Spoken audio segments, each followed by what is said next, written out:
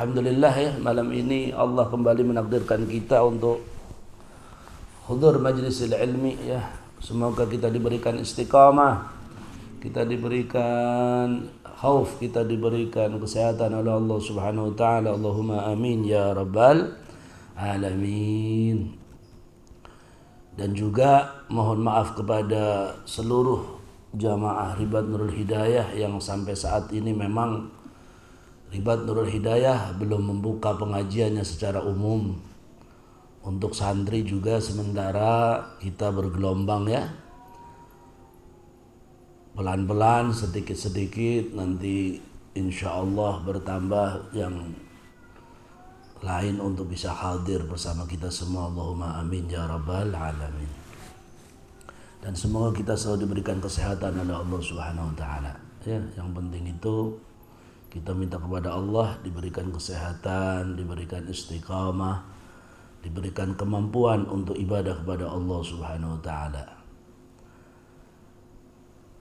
Seorang alim, orang yang ngaji, ya kita semua orang yang belajar ya, walaupun kita orang mubtadi. Kita ini terbilang mubtadi. Mubtadi itu orang-orang yang baru belajar, orang-orang yang baru ngaji. Cuma tidak ada salahnya kita mengikuti apa yang diajarkan para salafus saleh. Bagaimana adab-adab seorang yang alim. Di dalam dirinya itu ada 20. Yang pertama, yudima muraqabatullah fis sirri wal alaniyah. Ayudima muraqaballah ta'ala fis sirri wal alan. Merasakan kita ini merasakan bahwasanya ada muraqabatullah. Ada bahasa kitanya itu dipantau oleh Allah Subhanahu wa taala. Kita dipantau oleh Allah. Fis sirri wal alaniyah. Dimanapun kita berada, kita akan dipantau oleh Allah Subhanahu wa taala. Santri itu kadang-kadang ada buyo. Ada buya. Ada buya dan gimana itu? Sebenarnya tidak boleh kayak gitu. Fis sirri wal alan. Ada abunya, tidak ada abunya, ada guru, tidak ada guru, ya sudah. Tertib tetap tertib, aturan tetap aturan. Jangan sampai saat kita berpikir, contoh begini ya, Buya ini sudah termasuk mondok sudah jauh, guru-guru abuya itu tempatnya jauh. Di antaranya Syekhina wa Murabbir Rahina, Mbah Maimun sudah meninggal. Tapi hubungan alaqah dengan seorang murid dengan guru itu terus. Baca Quran, baca tahlil, sebutkan nama, jangan sampai melupakan, pasti guru kita tarik gitu ke bawah gitu. Walaupun sudah meninggal. Maka Sayyidul Habib Umar pernah ditanya, gimana Habib, kami mau pulang Habib ke Indonesia, nanti kami gimana kalau kami nanti jauh dari engkau? Jawaban Habib, nanti ada Khulasatul Madad, siap baca Khulasatul Madad, nanti insya Allah kamu tetap ada alaqah dengan guru. Itu dengan manusia, apalagi dengan Allah Subhanahu wa taala. Maka kita sekarang ini hanya berusaha. Kita hanya lagi berusaha pengen untuk itu. Paling tidak beginilah. Saat kita melakukan puasa, makanya kita puasa, pas kita puasa kan waktu kita masuk kamar mandi siapa yang tahu? Tidak ada yang tahu. Kalau kita minum juga tidak ada yang tahu. Tapi kita tahu bahwa kalau kita minum batal puasanya juga dilihat oleh Allah Subhanahu. Itu tanamkan kayak gitu. Tanamkan semacam itu. Jadi kalau ada dalam diri kita semacam itu, semoga diberikan benar-benar keterangan hati kita, merasa dimuraqabah oleh Allah Subhanahu wa taala. Allahumma amin ya rabbal. Atau begini, kita sebagai manusia memang kadang-kadang tidak bisa kita lepas dari maksiat. Kita tidak bisa lepas dari maksiat. Selalu aja kita berbuat maksiat. Paling enggak kita merasakan bahwasanya saat kita melakukan maksiat, kita lagi melakukan dosa kepada Allah. Dan kita melakukan istighfar kepada Allah, minta ampun kepada Allah. Paling enggak kayak gitu. Ada rasa, ya iya saya ini bersalah itu. Saya ini berdosa, saya ini bermaksiat itu.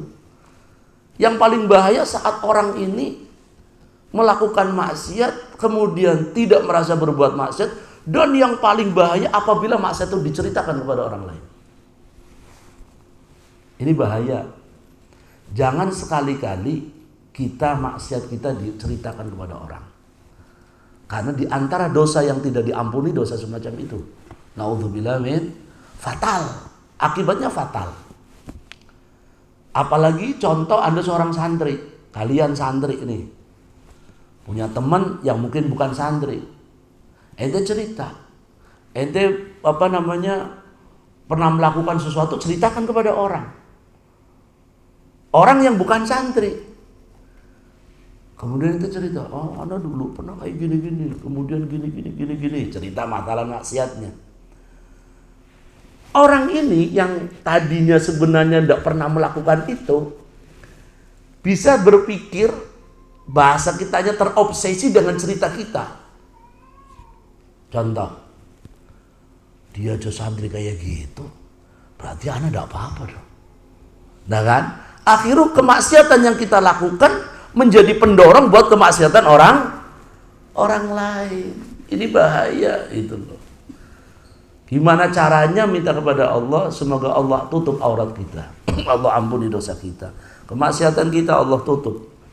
Karena saking baiknya Allah itu, kita lakukan kemaksiatan, Allah nutup maksiatan kita. Orang mungkin melihat sisi kebaikan. Oh dia Masya Allah, dia orang baik. Saat Allah tutup aurat kita, kita kepada orang baik, kita bukan berarti kita tambah merasa bangga. Naudzubillah min, bukan kita tambah wah nama. Itu saking sayangnya Allah kepada kita, saking cintanya Allah kepada kita sampai Allah tutup aurat kita. Wa tsani ayyulazima khaufu ta'ala fi jami' harakatihi wa sakanatihi wa aqwalihi wa af'alihi.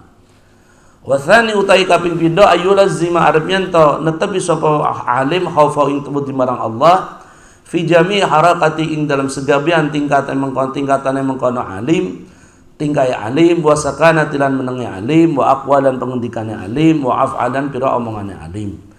Fa innahu satuna Allah iku aminun iku kan jaga alama ing atau perkara istauda'a kang wis nitipan fi ing dalam minal ulum wal hikmah wal khasyah. Wa tarku dalan ninggal kono-kono minal khiyanati saking khiyanah. Wa qad qala ta'ala tahunu Allah war rasul wa tahunu amanatikum wa antum ta'lamun.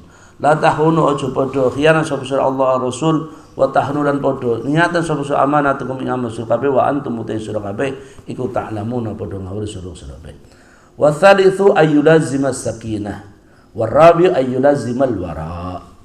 Yang nomor 3 adalah melanggengkan as-sakinah. Ini penting ya. Memang ya Allah, kadang-kadang sulit juga ya